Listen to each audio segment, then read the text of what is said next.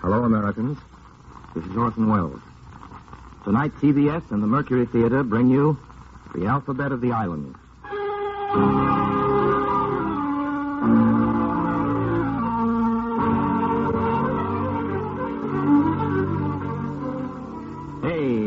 A is for the Americas, North, South, and Central. A is for the Atlantic Ocean. A is for Africa. A is for adventure and adventure in the Antilles, our great American archipelago. That's the subject of this broadcast. The Antilles are actually the peaks of a chain of great mountains which sank into the southern seas when time was young. I've been to a lot of islands, South Seas, East Indies, the Greek islands, and the Mediterranean. The Thousand Islands, even the Manitous in Lake Michigan, and the Aran Islands off the coast of Ireland. Take my word for it, the islands of the Caribbean, the Antilles, are worth talking about. It's hard to know where to begin, so we're letting the alphabet decide it for us. The alphabet of the Antilles. A is for Arawaks, the eaters of meal. Arawaks were the people Columbus found when he discovered America. Here's what he had to say about them. The savages are very free from wickedness. So gentle and affectionate are they that I swear there is no better people in the world. The men of Europe soon changed their good opinion of the first Americans in this early time. They are a barbarous sort of people. They conceived an incredible odium against us, more especially because they saw us take possession of their kingdoms and dominions. These are real quotes. One of the early colonists speaking. The greatest part of these Indians died in caves and subterraneous places of the woods and mountains. We made use of dogs to search for them. The Arawak language was as soft and no less liquid than Latin, rich in vowels and pleasant to the ear. Columbus again. Their discourse is ever sweet and gentle, and accompanied with a smile. The Arawak people left us some words to remember them by. The words: hammock, canoe, potato, guava, tobacco. The first word spoken to the discoverers by the Arawaks has not survived in our language. It is taino. That's the first word Europe ever heard from America. After the white men had landed, some Arawak people approached them with that word. Taino. It means peace. A is for armadillos. They have armor. Armadillos are a kind of possum built like turtles. A is for anacondas, big snakes. These creatures live in the countries we're talking about. Angostura bitters come in a bottle from the island of Trinidad. Don't even know whether Frank Morgan or Ralph Morgan, whose family owned the company, know what Angostura bitters are made of. The recipe is a secret and has been for generations. What to do with Angostura bitters, however, is no secret to anybody who can mix a drink. A is for arrowroot, used to make biscuits. Arrowroot is put in baby food. Angostura bitters is not. Speaking of good things to drink. Yes? Curacao, that exquisite liqueur, does not come from the island of Curacao. Oh, thank you, miss, for the interesting information. That's my line, interesting information. Oh. Curacao comes from Europe. Anyway, it used to. It's made of the peel of an orange. The orange comes from Curacao. Excuse me, but how did Curacao get into the conversation? This is an alphabet, and we're still on the A's. Curacao is part of the ABC Islands. That's right. A is for the ABC Islands. ABC stands for Aruba, Bonaire, and Curacao. The Dutch own the ABC Islands. Yes, that's right. Nowadays, Curacao is a big center of oil refining. Well, that's important in this war. One of the first governors was Peter Stuyvesant. Later on, he was transferred to another island, an island off the coast of North America named New Amsterdam. The Indians called it... Manhattan? Correct. They paid for that real estate, didn't they? They got it cheap, $24 worth of glass beads. A is for advantage. A gun, for instance. That's an advantage. I once knew a gangster who had a good word for that kind of advantage. He called it an edge. We were sitting in a joint in Chicago in the old days, and I was talking about a famous mobster who had just recently been removed from this life. Tough. Tough is my gangster friend. Tough. Ain't no such thing as a tough guy. Ain't no tough guy. Just a guy with an edge. An edge is a rod. An edge is a few inches over the other guy. A couple of more pounds, a longer reach. Being awake when the other guy's sleeping, that's an edge. Being smarter, being earlier, faster. That's an edge. An edge is a mob. An edge is a bankroll. Nah. Ain't no such thing as a tough guy. For advantage, see edge under E. The men from Europe had something over the men in America. You can pick a word for it. Aeroplanes are a happier kind of advantage. A is for aeroplanes, which are bringing all the Americas closer together. B is for bolero. Not Ravel's bolero, which isn't a real bolero, but the slow, sweet music you hear now. Tengo ansias locas de sentirte mía, sentir que tus besos retemen mis labios. In our part of the world, we used to call this kind of a song a ballad.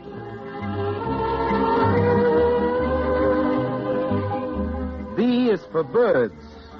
A lot of the ones you know spend their winters in the West Indies, which is nice for them. A lot of birds you don't know like it so much they stay down there the year round. The kiskadee, for instance, which speaks in French and says, "What's he talking about?" And the trogon and the sugar bird.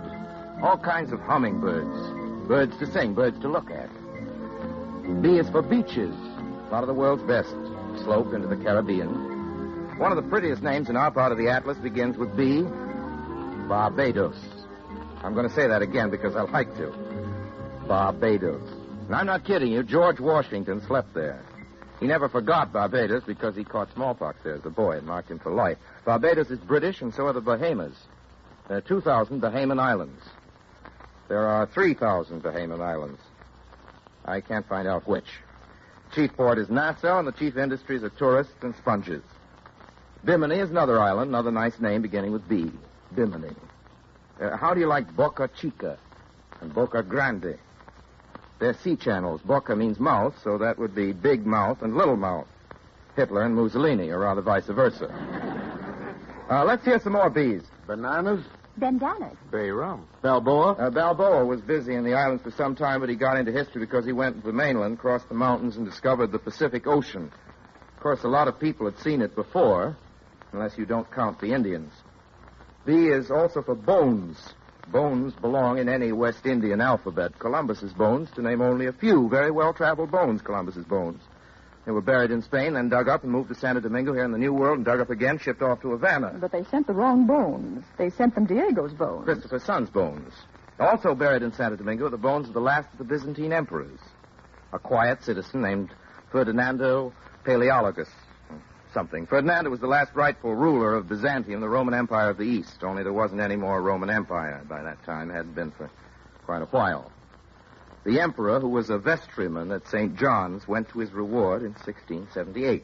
B is also for birthplaces. It goes without saying that a lot of people were born around the Caribbean. Napoleon's Josephine was born on the islands, and so was Alexander Hamilton. Alexander Dumas, who wrote The Three Musketeers, had a West Indian grandmother.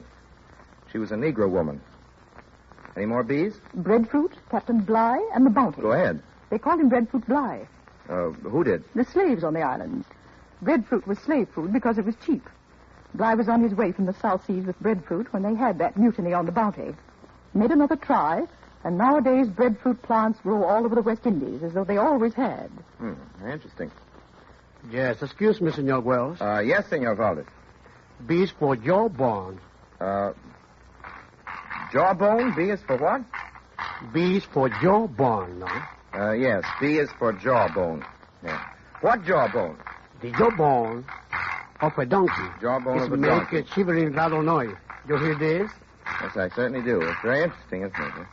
Samson killed 1,000 Philistines with the jawbone of an ass. Today they use the same jawbone to kill the people. Babaloo. I beg your pardon? Babaloo. That's beginning with a B. That's right. Babaloo, like a voodoo.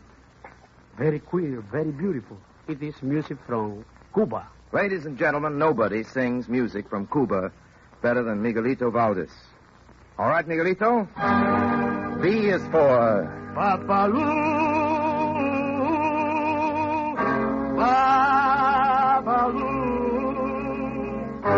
Babaloo. Aye. Babaloo. Aye. Está empezando los velorios. Ay, ¿qué le hacemos a Babaloo? Dame 17 pelas y pa' ponerlo en coro. Dame un cabo de tabaco Mayen y un jarrito de aguardiente. Dame un poco de dinero Mayen pa' que no te la suelte.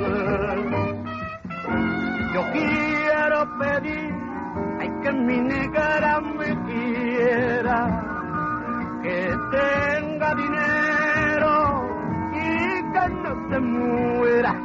Que yo le quiero pedir a Papalú, ella una negra bembona como tú. Es que no tengo otro negro, es pa' que no se fuera. Papalú, ay, Papalú, ay. Papalú, Papalú, Papalú, ay, mamá. Papalú, ay, Papalú, ay. Papalú,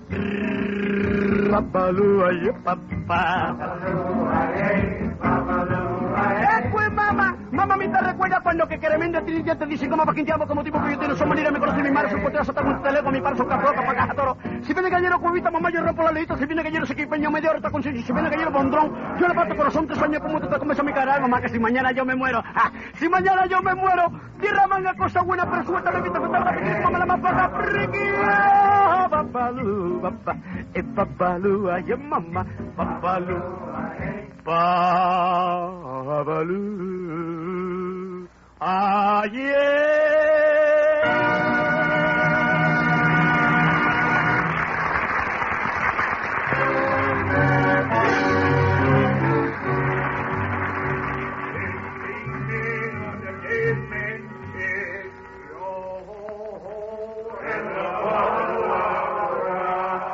Remember that song from Treasure Island? Treasure Island was in the West Indies, maybe still for all I know. And B is for Buccaneer.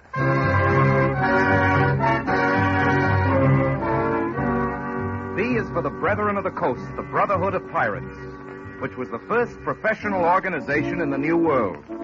Their captains were elected by their crews, and no discipline was ever better.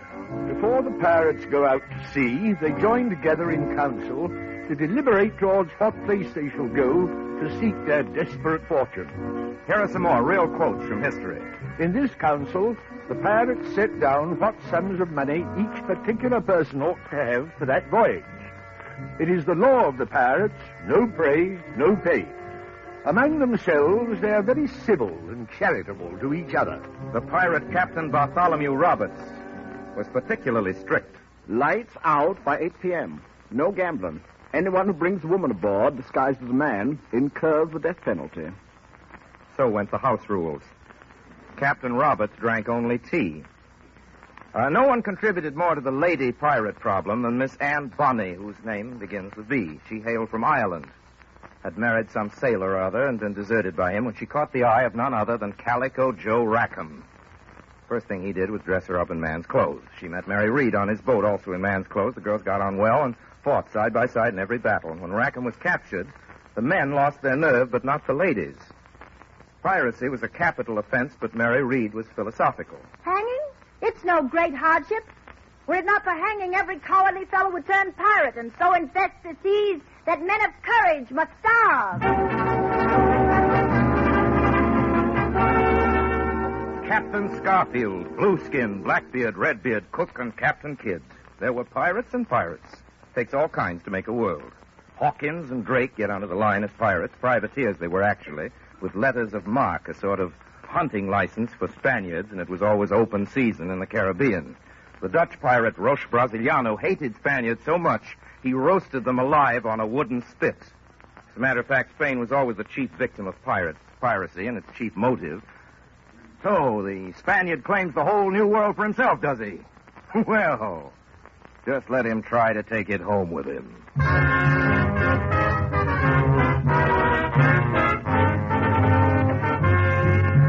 Think of pirates, and the first name you think of is Captain Kidd.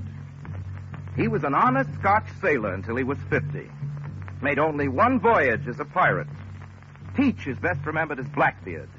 He stiffened his whiskers with wires, wove tallow wicks into them, and lighted them to make himself look horrible. He must have succeeded. Francois Lolonaise once cut a prisoner's heart out of his body with his cutlass and then ate it. But Henry Morgan was the worst.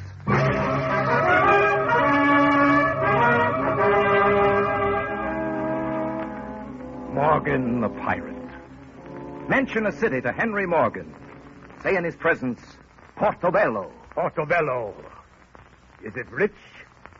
Then I will relieve it of that yellow sickness that comes of too much Spanish gold.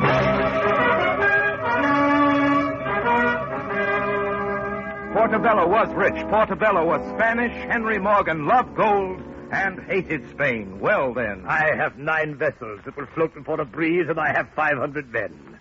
The Spanish have gold, and they pat their bellies with complacence. Lads, we have business ahead of us.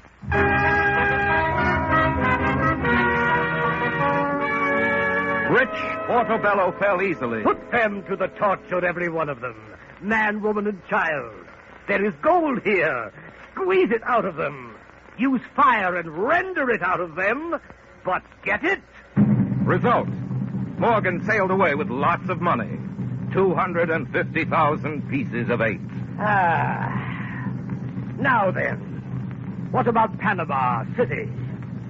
She, too, is rich.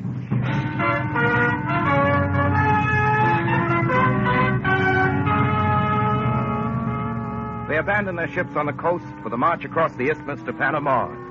The march and its ends were infamous. But the deed was great. Fever. Devil take the fever. He can have the fever. I'll have Panama. Move. March. Move. These men had a madness. And there was a devilish method in all of it. We can take a man of war with a canoe. We can pick off a crew like frigate birds on a rail. We drive under her guns where they can't reach us. We can wedge her rudder and blow the brains out of the seaman who tries to fire at us from a port. We pick off the helmsman. The ship is helpless. We board. Give us 1 to their 3, and the ship's our prize. In a hollowed-out log, Morgan's men would attack a 45-gun warship and take it. Took a twisted, fever-bitten strip of land to beat them. Heat, the jungle, harassing enemy troops, snakes, starvation, hunger. Then eat! Eat beef! Leather is beef of a kind, you beggars. Your saddlebags are leather. Eat them! This way. Pound them soft in hot water. Pound your leather saddlebags to a pulp. Make a paste of them, then roast the pulp and eat it. And move! March! Get on! In Panama, the best soldiers and the finest artillery in Christendom waited for Morgan's coming. And thousands of raging, stamping bulls were corralled, ready to be loosed in a living, bellowing avalanche on the little band of buccaneers when they came near enough. Alas, poor Morgan and Morgan's starving band came to the walls of powerful Panama. Spaniards! Here's your choice. Live and surrender your gold. Or die and surrender your gold. We prefer the latter.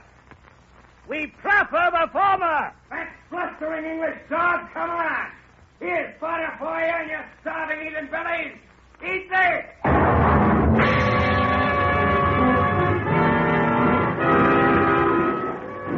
Assault after assault, the pirates fling at the walls of the city. Again and again, the Spaniard, no less courageous than the pirate, throws him back. Then, a flight of dependable arrows rushes out amid the musketry. A pirate is hit, pierced through from the back. Beard of a dog, they put a shaft in me. The point of the arrow stands out from his bleeding chest. Bitterly, he seizes it, tears it point first out of his chest. Now, Spain, you'll have back your bloody arrow. The wounded man wraps a bit of cotton around the arrow, places it carefully in his great pistol, aims it over the walls of the impregnable city. The arrow streaks out across the heavy leaden ball. The cotton bursts into flame from the searing powder. It falls on a thatched hut inside the walls. The fire leaps up, spreads, reaches the powder magazine.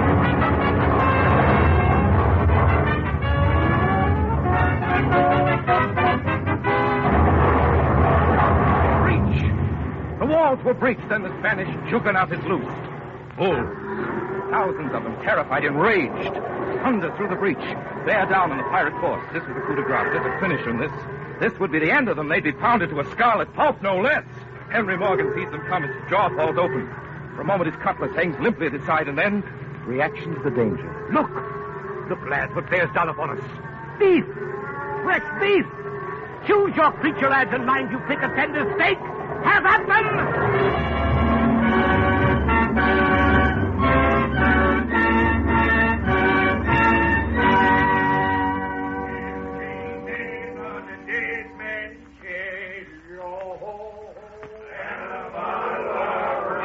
It was a merry barbecue.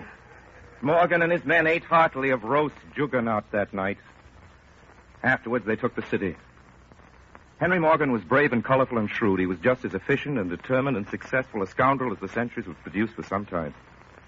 His life is proof that if society lets it, crime does pay well. It's a point for all history, and for current history to note and to beware. Finally, Henry Morgan retired from piracy and lived out his days as the governor of Jamaica. His government, grateful for his exploits against Spain, knighted him. He was very useful in the extermination of pirates. Now we come to sea. Sea is for conquest, the conquistadores. Sea is for cannon. Sea is for colonies. Sea is for civilization. For churches and crickets and cockfights. For clothes and casinos and canals. For craftsmanship and corruption. For cities and citizens. For Caracas on the Spanish Main, where Bolivar was born. For Cuba and Columbus, who discovered it. Columbus thought Cuba was Japan. He made a notary fill out a paper swearing it was Japan. Then he figured out it was China. Sent a Jewish scholar who'd come with the expedition as an interpreter into the interior to deliver a letter to the Great Khan. This place, the natives call Cuba, is somewhere off the coast of India. This I know because the sea comes here in a different manner from what it has done until now. Columbus had discovered the Gulf Stream. The Gulf Stream is a warm sea river 37 miles wide and a quarter of a mile deep. Its current swifter than that of any of the great rivers of the continent. Columbus, with his great capacity for hope, kept on hoping he was somewhere in the Orient, preferably India. That's why, as everybody knows, the first families of America are called Indians. The discoverer did his best to change the names of all the places which he claimed for Spain. Cuba, for instance. He baptized Cuba Buana, then Fernandino, then Santiago. Finally, Ave Maria. We still call it Cuba. The men and women of Africa, brought in chains to Cuba, kept with them the memory of moonlit jungle glades and clearings and the ceremony of drums. Evolution is a devious process. In modern Cuba, gentlemen of any racial background seeking public office often attract voters by playing congas in the streets. Practically where we came in. C is for conga.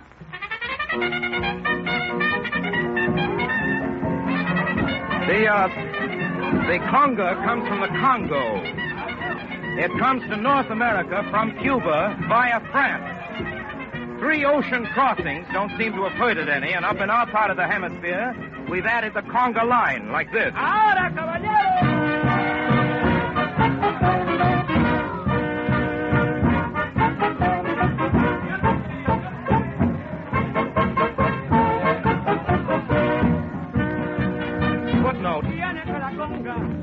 Footnote to stimulating footnotes now being heard. The conga, American style, is now danced in Cuba, and they call it the American conga. It may look like irony, but strong and useful alloys are made by the collaboration of many metals. Constitutions that are like rocks are made from the mixed voices of many people. Bridges span rivers and bays because they're anchored firmly on both shores. Give us universal music and universal dance. Common language and common understanding will follow. Needs time and wisdom. Cuba's where they play a chain lightning game called Highlight, with the nerve and stamina that the game asks and the Cubans possess. They also play an exotic game called baseball, which is enormously popular on the island and is well thought of in Brooklyn also. Here's a box score of a game of baseball, or baseball. Brillante pitching de Tuero, el catcher rojo. Miguel Ángel González cerró con doble llave la segunda base de los corredores americanos. Primer inning, Bucaneros, BP out en flyer catching. Terry, Royen as short, out en primera. Cocaína, struck out, no run, no hit, al centro. Merito muere en pitcher acueto en primera. Segundo inning. Nicholson rolling a tercera. Es out al pretender robarse la segunda. Get it? Nicholson is out trying to steal second. He was safe a mile, and so forth. There is not, to my exact knowledge, a phrase, destroyo el empiro. It's possible, though. Could be. Cuba. Cuba, the land of dazzling sunshine, of heroes and music, of sugarcane, mahogany, a message to Garcia, and Havana cigars. The cigar, as big business, began only 100 years ago as a source of solace and an instrument of diplomacy. Have a cigar? Some Havana cigars wholesale at as much as $1,500 a thousand, or heaven help me, $1.50 a piece. Wholesale. A good cigar maker can make 200 cigars by hand in a day. Which brings us to the question, what is a good cigar? Well, a cigar is one thing you can judge by the wrapper. If the leaf runs straight along its length, it's a good cigar. It has a smooth, velvety feeling. When you flick off the ash, the glowing point is sharp. It's a good cigar. You can also tell whether it's a good cigar by smoking it. C is for Cuba, and C is also for Cubans, who lived longest under Spanish rule, which only made them more Cuban. They are formidable and fierce fighters for freedom. I helped to build the Capitol building in La Habana. And a magnificent thing, too, Senora. Tell us more about it, though. Well, the ceilings are gold leaf, no less. I know, but get to the point. The diamond? Yes, the diamond. You mean the diamond. I buy it. What our friend is trying to avoid saying is that there's a splendid $16,000 diamond set in a block of polished onyx under the dome of the Capitol in Havana, and he helped to buy it. No, me. All the workers on the Capitol, when we build it, all, how you name it, cheap in the kitty. We buy a fairly nice diamond. Oh, fair, $16,000. That's pretty... Not too bad. Look, isn't the diamond set in a lump of gold before it's set in the onyx? Gold? Oh, yes, of course, gold. What else? What else? People. It takes a lot of gold to make a setting for all that diamond, but do you know where the gold came from? From the fountain pen points of the contractors who built the Capitol. If the infinitesimal amount of gold in a pen point can add up to a heavy gold setting, then hairpins and old washers can add up to a medium tank. So much for that. Next week we'll finish the alphabet of the islands. Good night, Americans.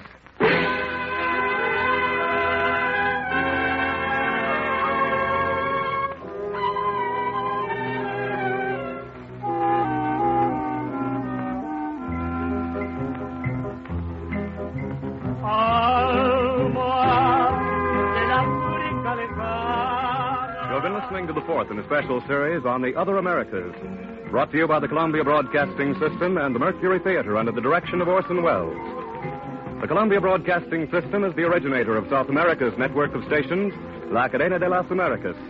In the Southern Hemisphere, as well as in this hemisphere, CBS provides programs of news, entertainment, and recreation to bring about a closer understanding among Americans everywhere. Next week, the fifth program in this series will be brought to you by Orson Welles.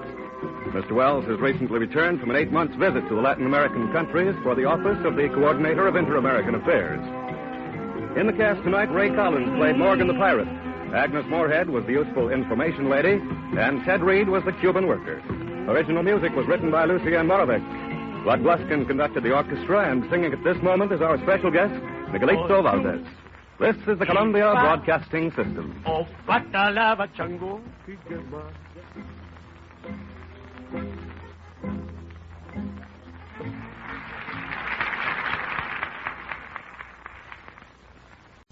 Tonight and every Sunday night at this time, the Columbia Broadcasting System presents the Mercury Theater in a special series of broadcasts about the Other Americas.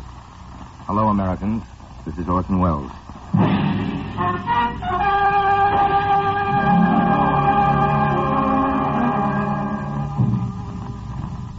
Last week we began, and this week we continue, with our ABCs of the Caribbean, the alphabet of the islands.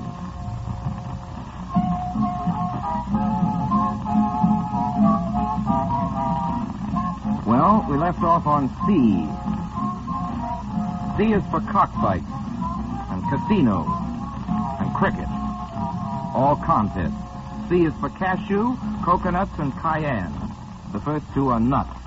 The cashew is deadly poison until it's roasted. Thank you. Some oleomargarine comes from copra, which comes from coconuts. Those of you who didn't know that oleomargarine is a substitute for butter found it out since the war started. Cayenne is pepper from the place of the same name. C is also for coffee. 1 pound every 5 weeks. C is for cocoa as well, which is what most of you are drinking these mornings, if you can get the cocoa, and if you can get the milk, and if you can get the sugar, and if you like cocoa. C is for castaway and for Crusoe, Robinson Crusoe, the world's best-remembered castaway who was supposed to be wrecked on the island of Tobago. There is a gorgeous road winding through the palmy scenery of Tobago, and the road is not called Tobago Road. Thank you again, madam. That's interesting information, isn't it? That's my department. Remember interesting information? I'm sure we can use it, too. Now let's continue with our alphabet. C is for cooks and cooking. And in our West Indian alphabet, Creole cooking, which comes to us from the islands via New Orleans. C is for cannibals, who are also cooks of a sort. And for the Carib Indians, who used to be cannibals. Here's what an old document has to say on the subject. The Caribs have eaten the flesh of all nations, and they affirm that the white man is unpalatable, being far too salty. The Spanish is stringy and tough, and the flesh of the French is the tenderest. The Caribbean is named for the Caribs. Next slide, please. Here we have a calypso singer. Next, several calypso singers singing calypso at carnival time on the island of Trinidad. Mr. Wells, what is calypso? Don't you know? That's interesting information. The only way you can find out anything is to ask. That's right. Let's ask a calypso singer. Sir Lancelot? Calypso is music that goes all the way back to the slave days. After emancipation, when the slaves were free, we really had something to sing about and new things to make songs over.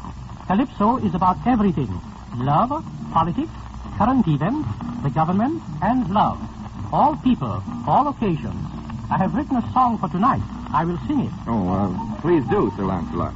First, I will recite it. Sometimes those who do not know Calypso have trouble understanding the words. Trinidad, beautiful land of Irie, land of sunshine and fragrant air, and lovely maidens beyond compare. Believe me, friends, that's the place to be in this magic island across the sea.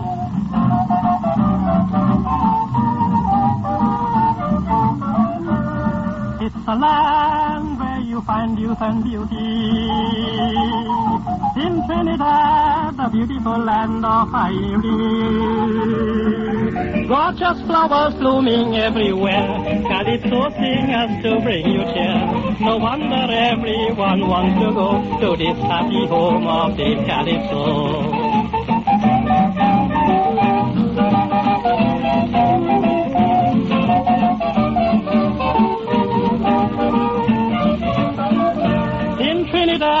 The beautiful land of Irie.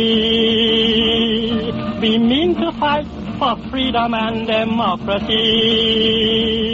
With our friendly neighbors in Yankee land, Trinidadians will firmly stand till every last one of tyranny is blown to hell for eternity.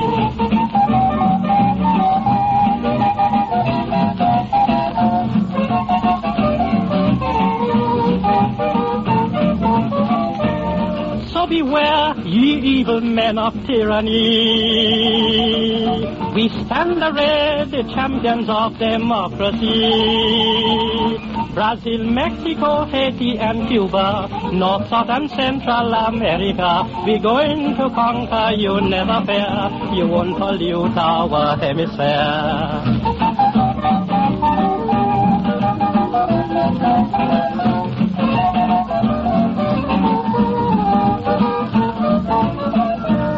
Let us hail the good neighbor policy, for the joy it has brought humanity. Brothers clasping each other's hand, Americans now united stand in justice, honor, and liberty. This is the hope of this century.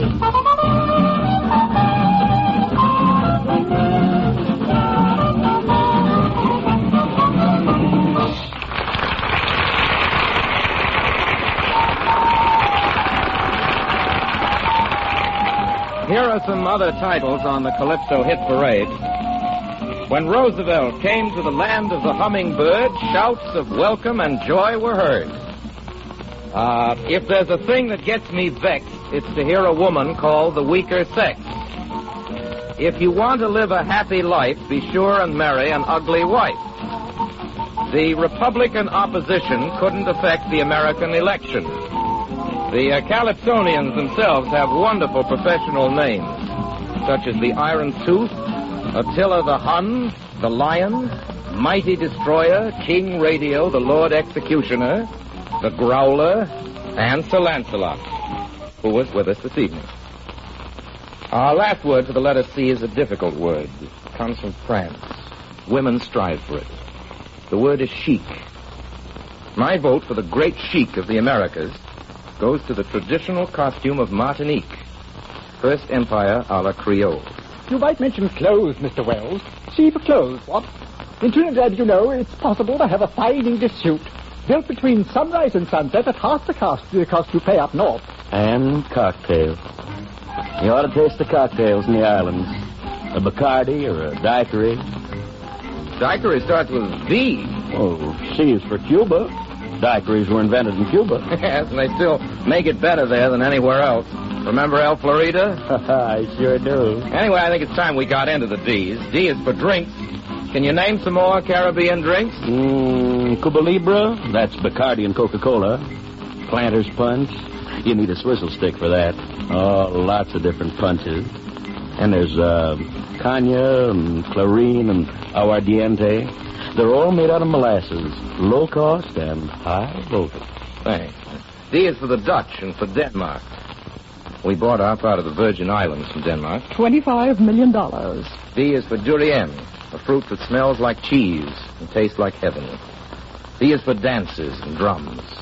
D is for dictators and despots and democracy. D is for Dessalines, the tiger of the Haitian Revolution. D is for Dominica of the Dominican Republics. On one end of Dominica is the last settlement of the Caribs, who used to raid the Caribbean they gave their name to. The Caribs were just as tough and as dangerous as the pirates. They rowed out in war canoes long enough to hold 100 men. Wouldn't take many war canoes to hold the Caribs now. D is for death. In the time of Columbus, some of the Indians believed that white men were immortal because white men said they were immortal. There was only one way of disproving it, and a few Indians skeptically held a conquistador under water for a quarter of an hour or so and brought up a dead Spaniard. They gave him every chance, but after 3 days in the tropics, the proof was fairly conclusive. A lot of white men died after that. E is for earthquakes and executions. E is for easy living and exploitation and education. E is for equality and for emeralds, for emancipation.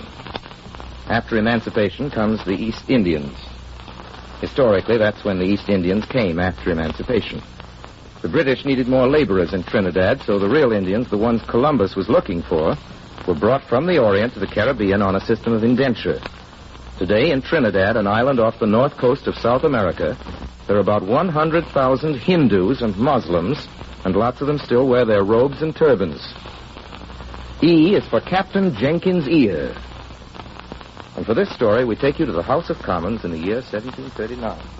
Gentlemen of the House, Spanish Guardia Coesta stopped the vessel of a gallant English sailor, Captain Jenkins, while he was peacefully trading off the Spanish main. His ship was confiscated and himself brutally maltreated. Gentlemen, the bloody Spanish ruthlessly severed his ear from his head. Unbelievable. Fortunately, Captain Jenkins had the presence of mind to reclaim it. Here it is. It is none other that I hold here in this bottle, preserved for posterity in good Jamaica rum. Captain Jenkins' ear.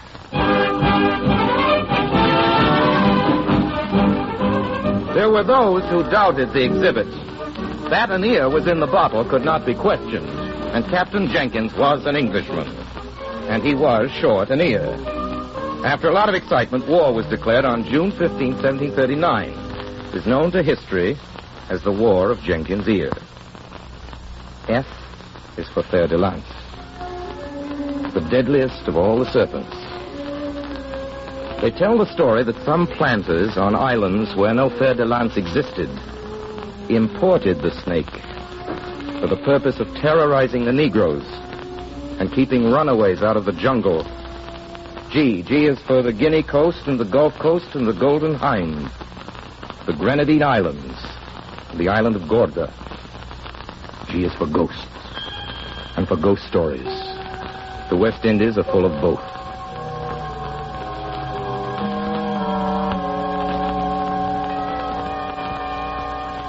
In the late 1700s, the Honorable Thomas Chase of Barbados ordered a tomb to be built for the Chase family.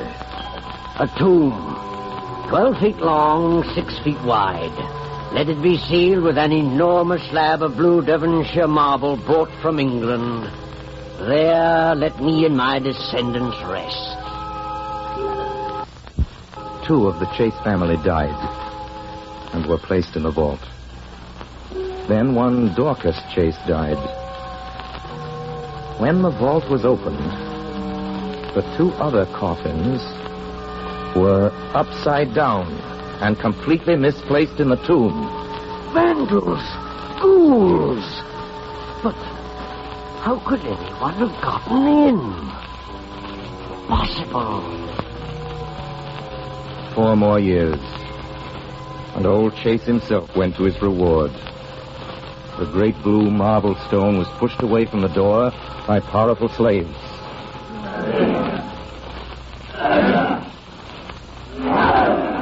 Then, the door lay open, and light fell into the tomb. Zombies. Let me away. There's zombies in this place. Let me away. Again, all the coffins had been thrown about in disorder. Again, and again, with each new interment, the heavy old coffins were found in scattered confusion, as if by the caprice of the devil himself. It was impossible. Yet there it was. The governor of Barbados himself interceded. Sand the floor of the vault.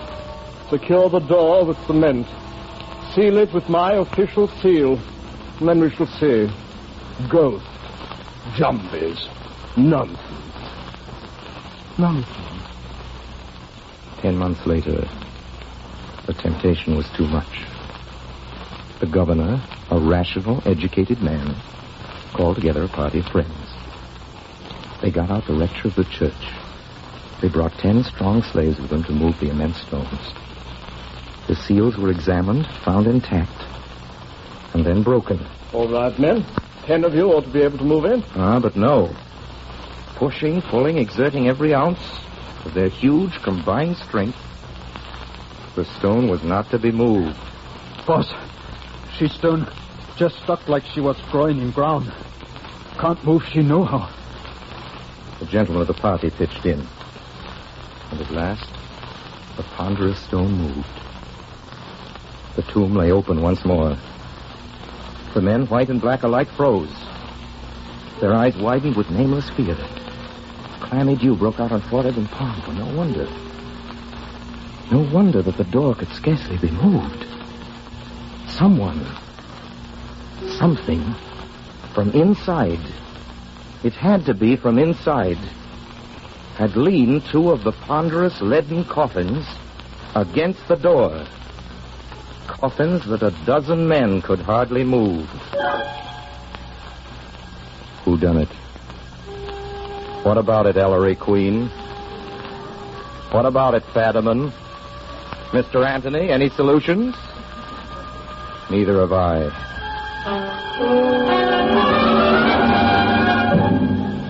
G is for gold.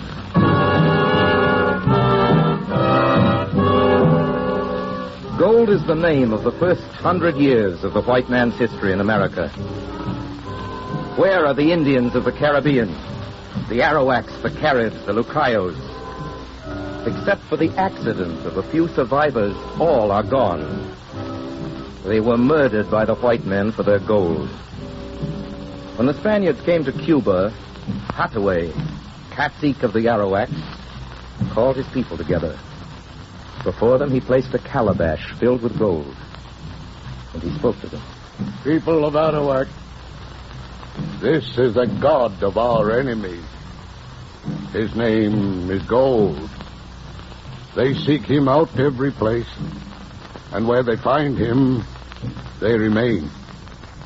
If gold were hidden in the holes of the rocks, they would discover him. If we were to swallow him, they would place their hands in our stomachs and drag him out.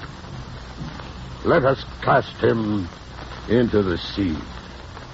Perhaps when he is no longer among us, we will be forgotten by them.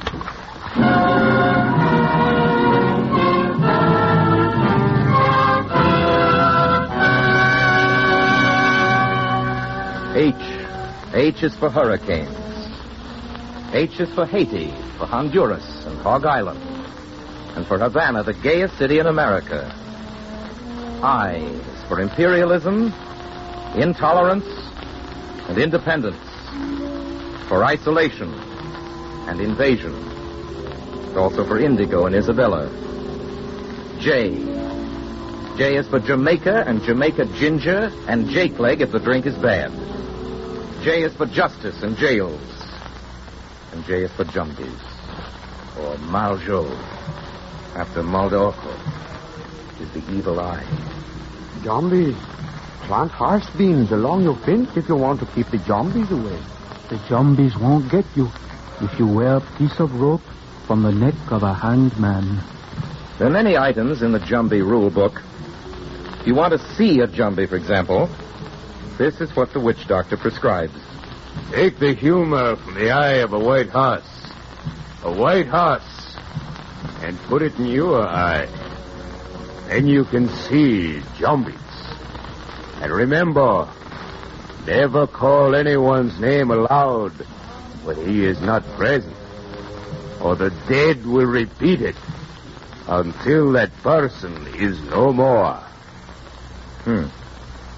Never call anyone's name aloud when he's not present, or the dead will repeat it until that person is no more. Adolf! Adolf!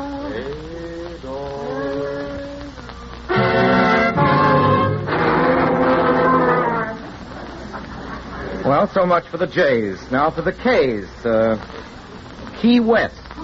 Key West and all the keys in the K's. Keys are little coral reefs, or big ones. Thank you. And K is for Kingston, the principal port of Jamaica, which used to be a suburb of Port Royal. Port Royal was a wicked city, and it came to a bad end. On June 7, 1692, Port Royal was shattered by a terrible earthquake. The city slipped beneath the waves. They do say that the sunken church bells still ring to the movement of the tides. Kingston is no longer a suburb of Port Royal. Thank you.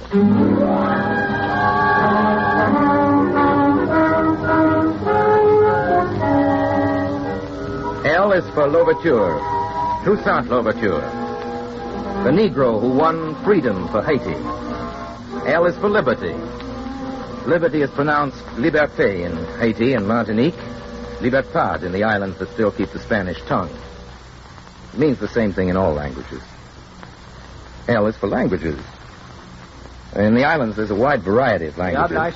Spanish. Chinese. Hindustani. Ik spreek Nederlands. Dutch. Ici on parle français. French. Many forms and dialects.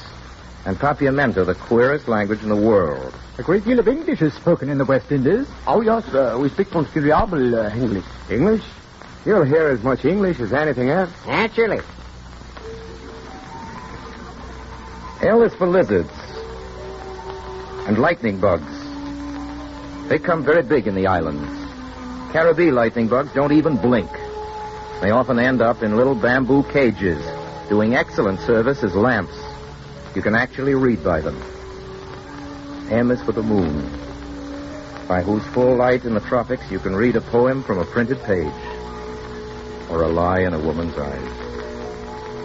M is for money, merchandise, and markets, for melons, molasses, macaws, monkeys. M is for Martinique, M is for the Monroe Doctrine. N is for Nassau. N is for the New World, for new hopes, new ideals, for anything new. O is for oil, the plasma of commerce, the black blood in the arteries of war machines. A lot of oil around the Caribbean. And O is for orchids, which grow there on every other tree. P is for Panama. P is for pistols and pieces of 8. A piece of 8 is a round silver coin about the size of $1. It was scored so it could be broken into 8 equal segments. These segments were called bits. Which is where we get the term 2 bits and 4 bits. Correct. That means a quarter or a half of a piece of 8. Thank you again. P is for plots, politics, and poverty. For plantations and planters. P is for Pan-Americanism. The Pan American Airlines. Q is for Quislings. R is for a couple of presidents named Roosevelt. First one took his Rough Riders up San Juan Hill, and the second inaugurated the Good Neighbor policy. R is for rum, the people's cognac. It's made from molasses. Molasses is a byproduct of sugar, and rum is a byproduct of civilization. Here's what somebody wrote in 1675. The chief fuddling they make in these islands is rum bouillon, also called kill devil, and this is made of sugar canes distilled, a hot, hellish, and terrible liquor. R is for rainbows. The lunar rainbows I've seen at night in the mist over the Caribbean when the full moon is shining. And R is for romance. To have the romance, you must have the rumba. That's right, senor. R is for rumba. The rumba comes from Cuban voodoo and the danzón. West Indian music is like West Indian drinks. Both are sweet and both are dangerous. Both are delightful and they're both mysterious blends. 12 different rums, as many liqueurs, spices, and tropical fruits. The music, equal parts of African nostalgia, European intrigue, and Spanish fire. Exotic, seductive, out of this world. Now we come to S. S is for all the saints in the calendar and for all the islands that are named for the saints. The white man came to the Caribbean to look for gold, but he stayed for sugar. S is for sugar. Unless your great-grandmother was very rich, her family never tasted it. Sugar was then as rare as caviar. Today it's rare enough. Sugar is an important source of alcohol, and alcohol means synthetic rubber and gunpowder. Let's not forget the Southern Cross and sponges. S is for sponges, male and female. The female of the species is more absorbent than the male. S is for siestas and swizzle sticks. S is for the sun. S is for slavery.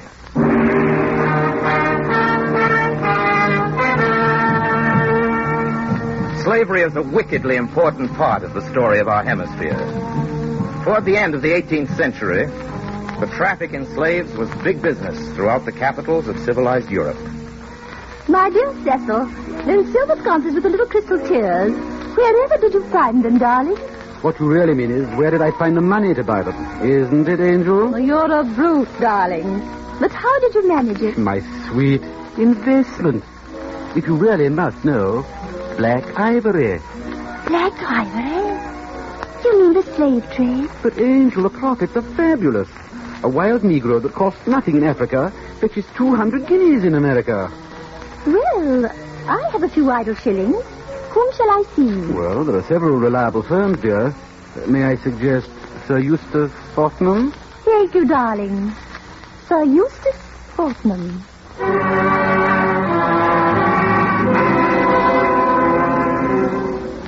A moonless night. The low-flying scud obscures the bright stars over Africa. 4 ships lie anchored off the Guinea coast. Men, the Black of Oz village is around the next cove. Remember this. A wound on a Moor's body is a wound in your purse. A dead slave is a dead loss. Right, Sir Eustace. Into the boats now, and you blacksmiths see that the chains and shackles be well wrapped in oakum. There bain't nothing like the clanking of a chain to make a wild blackamoor take to his heels. Lively now, and silent to do it.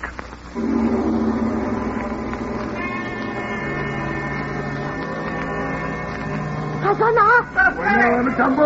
Look alive, lad. Some of the beggars have spears. Mind those pistols, fools. Every shot costs me 200 guineas. I had to do him down, sir. He was coming at me with a whacking big knife. There's several blackamoors hiding in that hut, sir. Set it ablaze. They'll either come out and submit or stay in and be cooked.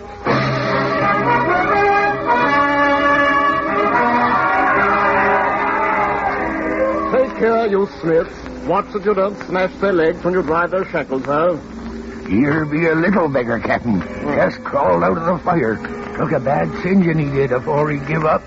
He ain't going to survive the voyage all burned like this. No, what if his ears burned a bit? He'd still bring in 100 guineas in America. All right, little monkey. Over here. A small leg arm for this one, Smithy. Oh, what me a little heathen? They bit me, Captain. Well, the last little beggar under the fire. Last one out of the fiery furnace. I shall call him Abednego. Shadrach, Meshach, and Abednego. Look, you lad. You, Abednego. Me, master. You? Abednego. I don't like the curls to his lips, sir, the look in his eye. Oh, nonsense. A taste of the cat will take that out of him. Right, sir. Malkin.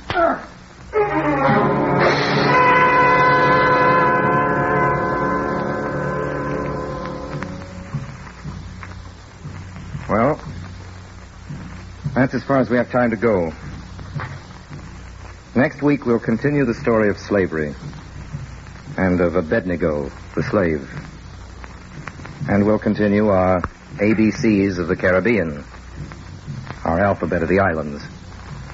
Until then, good night, Americans.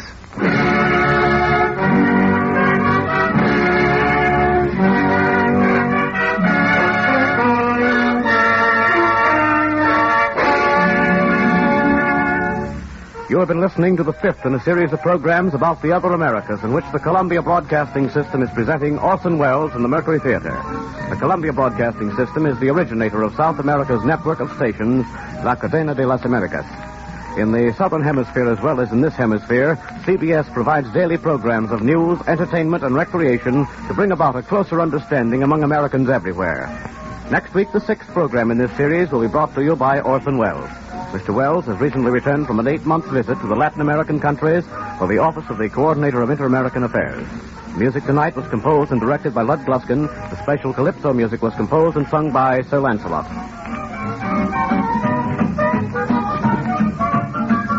And let us hail the good neighbor policy, for the joy it has brought humanity. Brothers clasping each other. This is the Columbia Broadcasting System. United stand in honor, justice, and liberty. This is the hope of